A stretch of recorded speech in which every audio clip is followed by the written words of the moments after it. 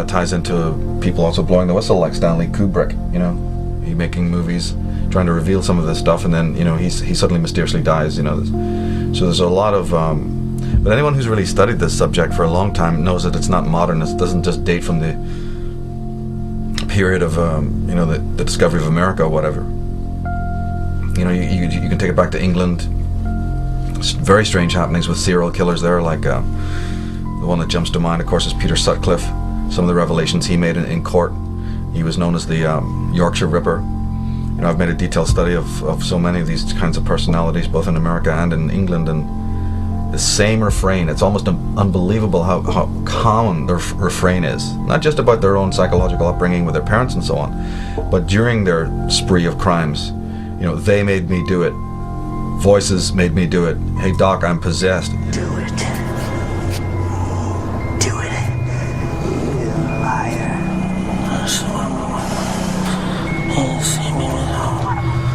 One of these mine!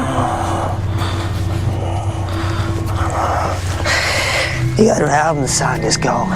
Get in the next taxi and just go. Go, go, go, go! Don't do it. You liar. That's not what we're here for. That's not what we're here for. He signed your record and he was nice. Put the date on and everything. He was kind. But I want to kill him. He's mine. I want him. Help me, devil. Leader. Give me the power. No more. That's what I have to do. I want to. No! God, no. No, no, no, no, no. Nobody! You're nothing! He wasn't phony. Just get in a taxi. You coward, you phony! Get in a taxi and go home. You got your autograph. Go home, frame it, put it on the wall. Put it on the wall! Don't listen to them. Don't listen to them. There's no place like home. Go home, go home.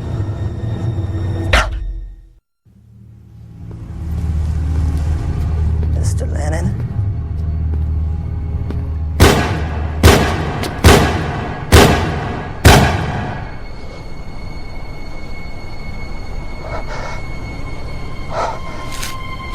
They've had this whole run-in with doctors. The Hungerford killing, for instance, the name of the perpetrator escapes me right now, but it's the famous Hungerford case, is blatant mind control. And the guy having serious problems, committing his crime maybe within half an hour of having a phone call from his specialist. A bizarre phone call was recorded in which the guy lifts the phone, it's perfectly normal, lifts the phone, puts it down, goes upstairs, gets on his hunting attire, his military fatigues, arms himself to the teeth with all of this, hunting attire, and then goes down, into Hungerford and basically slaughters a lot of people. And then, the normal, ubiquitous, he kills himself out of remorse bit at the end.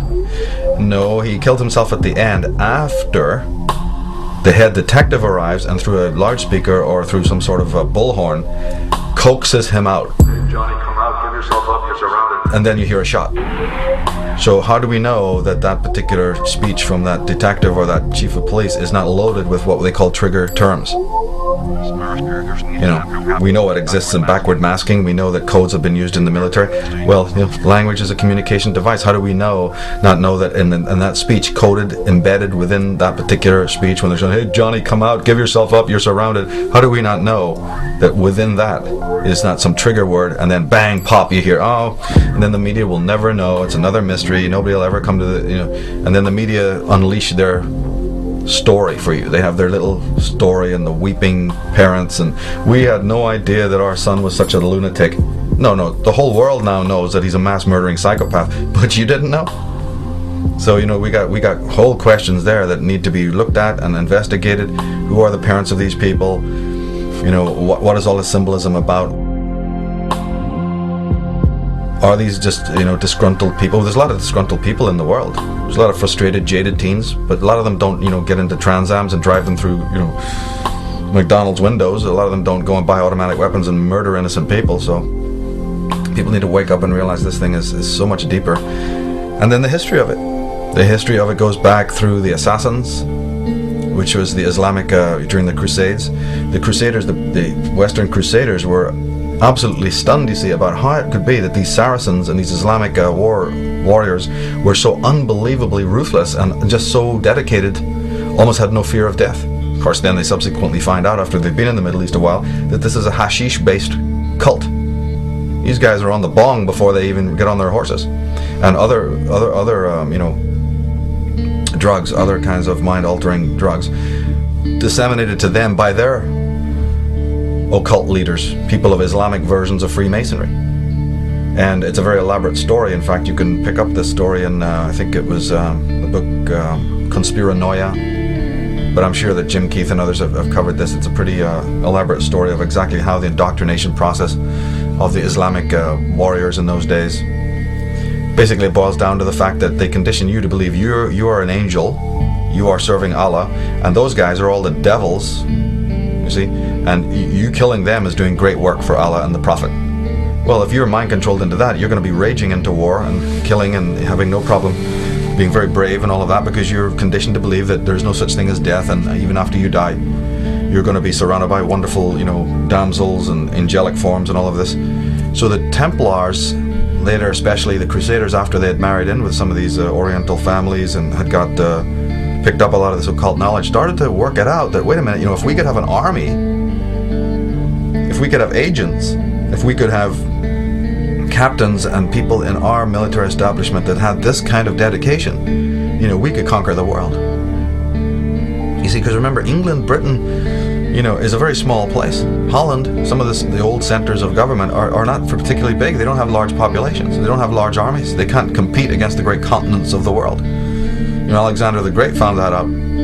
So, but wait a minute, if you have one man who's got the power of 10 men because he's been indoctrinated, not only is this chump going to do what you tell him to do, he's also going to be a perfect fighting machine. But it means the removal, does it not, of his normal circuitry of morality. Well, nothing could be easier. Morality, as the philosophers and psychologists have told you, is about paper thin anyway. You only have to say a few choice words to somebody and they've lost their head. So nothing could be simpler. And as these chaps found out, these experimenters, that now we understand is the Tavistock Institute of Human Relations. Now we understand is the, these Frankfurt School and all of these people of the 20th century. But this thing goes way back through the assassins, through the whole drug cult, of the cult of Dionysus, where the mind-altering, again, harkens back to something I've said repeatedly in my work, is that all those things, all those modalities, all those wonderful spiritual occult practices that have the ability to take your soul up, that have the ability to enlighten you, to inspire you, to sharpen your reason, your critical ability, all those things, every one of them has the equal power in the wrong hands to do the opposite, to take you down. It's the difference between sorcery and magic. Sorcery and magic. Never end talking about this. It's a very, very important concept. And all that you see out there in the world today, especially in the media, and most of even the tinkering around with occult subjects, is a form of sorcery. And I'm not the first to have said that. And that's why there's so much insanity down the line, so much misinterpretation. Because toxic individuals in control of, occult information is wrong. It's going to go askew very easily. Because we have a vast misunderstanding of what all this means. But without even getting into all of that, the Bible, is the Bible sorcery or is the Bible magic? Is it a bit of both? So it goes back through the assassins, it goes back through these, and not only them, there's been many cults in the Orient. The Thuggee is another one to be studying, where we get the word thug. Not only were these people funded and created by British money, by the East India Company, the Thuggees were never a problem before the British secret apparatus got there through the East India Company and wanting to destroy and disempower the native Indians who resisted the infiltration of British elements. They formed a criminal organization, the Thuggee. They funded these, bong smoking Shiva worshippers or whatever they were, Kali worshippers, who were no threat to anyone, nothing more than a simple faction easily taken care of in the region, suddenly have thousands and thousands of pounds. They're infiltrated by specialists from Britain, from the East India Company, to start plaguing the region, and causing upheaval and disruption, by which the British government hid behind. The triads, the Tong, the list is endless. So this understanding of allegiance and realizing what a fragile, pathetic creature human beings are anyway, totally traumatized, that it's very easy to just, paint over or even completely erase the human sensibility, the human sensibilities of morality and so on. And it goes right back into the question of religion as well. Religion is very tied up into this, because you're not appealing to man's reason when you're dealing with mind control. That's the first thing. You're dealing to man's irrational self, which is why people like myself are so adamant about developing the reason and developing man's higher, levels of consciousness, because then there's only chance of being immune to all